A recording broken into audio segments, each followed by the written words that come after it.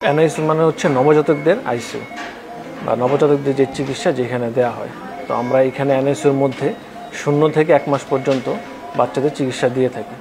এখন এর মধ্যে অনেকগুলো ক্যাটাগরির বাচ্চা আমরা ভর্তি নিই। যেমন কোনো বাচ্চার জন্মের সাথে সাথেই তাদের এনআইসিউ দরকার হয়।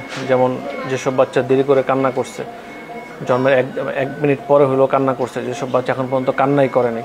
তারপর হচ্ছে যেসব বাচ্চা একবার জন্মের পর থেকে নেতায় আছে, মায়ের বুকে দুধ টেনে খাচ্ছে না।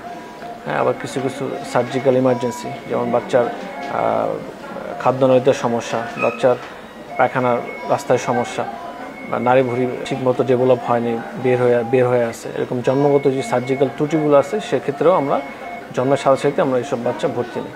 আবার কিছু বাচ্চা আছে 4 দিন 5 দিন বয়সে ভর্তি হইতে হয়। যেমন আপনাদের বাচ্চা যদি কখনো খিঁচুনি হয়, বাচ্চা যদি অনেক জন্ডিস হয়, হ্যাঁ, তার বাচ্চা এরকম মায়ের বুকে ঠিকমতো পাচ্ছে না বা মায়ের বুকে ঠিকমতো খাচ্ছে না, প্রস্রাব পায়খানার সমস্যা হচ্ছে, অনেক বমি করতেছে বাচ্চা, তো সেসব ক্ষেত্রে আমাদের এনআইসিইউতে ভর্তি হতে পারে।